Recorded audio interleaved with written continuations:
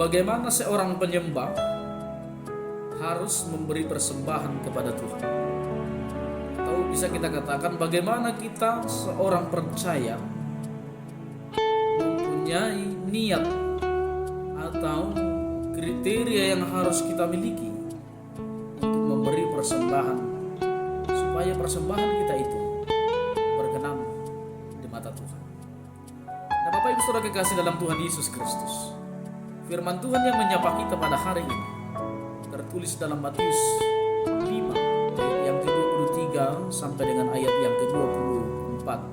Dikatakan di sana, sebab itu jika engkau mempersembahkan persembahanmu di atas mezbah dan engkau teringat akan sesuatu yang ada dalam hati saudaramu terhadap engkau, tinggalkanlah persembahanmu di depan mezbah itu dan pergilah berdamai dahulu dengan saudaramu, lalu kembali untuk mempersembahkan persembahan. Nah, Bapak Ibu, firman Tuhan yang menyapa kita pada saat ini, pada hari ini, mengingatkan kita bagaimana kita sebagai penyembah Tuhan atau orang-orang yang beritikat untuk menyembah kepada Tuhan, memberi persembahan kepada Tuhan.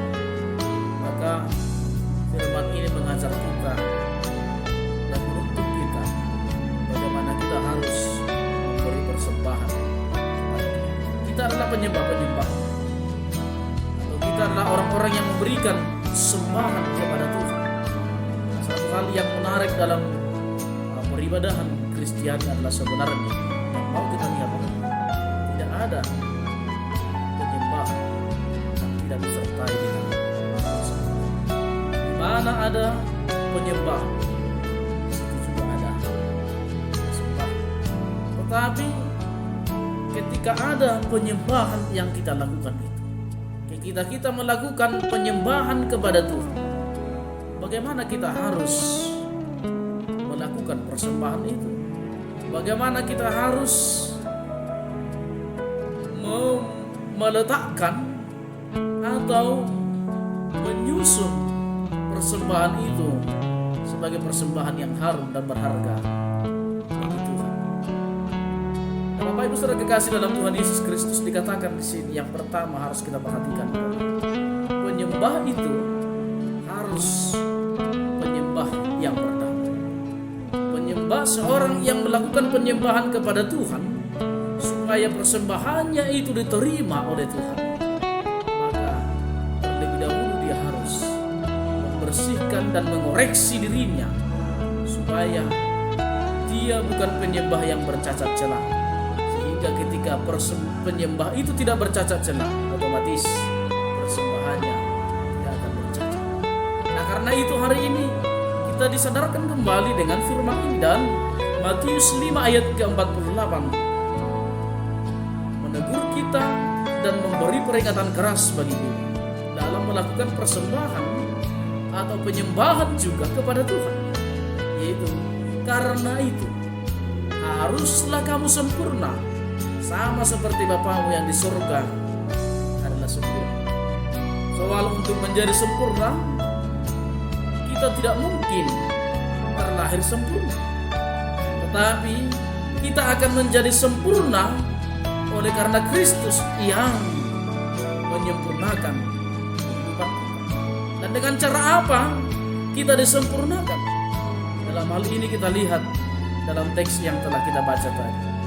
Jika engkau membawa persembahan ke atas mezbah dan engkau teringat akan sesuatu yang ada di dalam hati saudara, artinya kau mengingat ada sesuatu kesalahan, ada sesuatu perbuatan yang tidak baik, ada sesuatu kejahatan yang kau lakukan terhadap saudaramu, maka katanya di sini, tinggalkan terlebih dahulu persembahanmu itu. Pergilah dulu berdamai dengan sesama. Pergilah berdamai dengan saudaramu. Artinya mohonlah pengampunan kepada saudaramu itu supaya dia memberi maaf, memberi pengampunan kepada kita, supaya kita bukan orang-orang yang bercacat celah masuk ke dalam hidup. Karena itu ketika kita diberi pengampunan, maka otomatis ketika kita sudah meminta pengampunan dari Tuhan dan dari orang yang telah kita lukai, orang yang telah kita lakukan kejahatan ke dalam kehidupan. Maka Tuhan memberi pengampunan dan kita disempurnakan. Maka dikatakan tadi, haruslah sempurna. Itu caranya supaya kita menjadi orang yang sempurna. Tidak langsung serta-merta bahwa kita akan menjadi orang yang sempurna atau terlahir sempurna. Nah, yang berikut Bapak Ibu, kenapa harus berdamai? Kenapa harus kita selesaikan dulu persoalan kita? Selesaikan dulu kejahatan yang kita lakukan kepada orang lain, kepada saudara kita, baru kita memohon atau memberikan persembahan kepada Tuhan supaya persembahan kita itu diterima.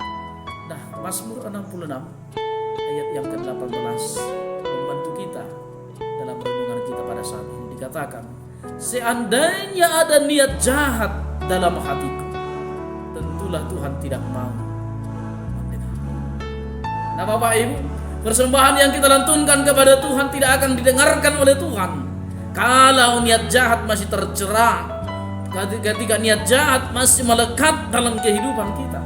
Karena itu, mari kita membersihkan diri dengan memohon pengampunan akan dosa-dosa kita, supaya penyembahan kita itu menjadi penyembahan yang berkenan. Selesaikan kejahatan yang kita miliki. Jangan datang dengan kejahatan kepada Tuhan. Datanglah dengan kerendahan hati dan hati yang mau mengakui dosa dan pelanggaran di hadapan Tuhan. Nah, Bapak Ibu Saudara kekasih dalam Tuhan Yesus Kristus, dikatakan di sini, tentulah Tuhan tidak mau mendengar. Itu katanya tadi dalam Mazmur 66 ayat yang ke-18. Apa yang mau kita lihat dari sana Bapak Ibu? Tentulah Tuhan tidak mau mendengar, artinya persembahan yang kita berikan itu dengan kata kasarnya akan tertolak atau tidak diterima oleh Tuhan karena ada niat jahat dan tersimpan di dalam hati kita. Karena itu, bersihkan hatimu untuk bertemu dengan Tuhan, supaya kita menjadi orang-orang yang berkenan kepada Tuhan. Jangan datang kepada Tuhan dengan niat jahat, tetapi datanglah kepada Tuhan dengan niat untuk mendapatkan pengampunan, dengan niat untuk memperdamaikan diri dengan sesama dan memperdamaikan diri dengan Tuhan. Tuhan Yesus memberkati.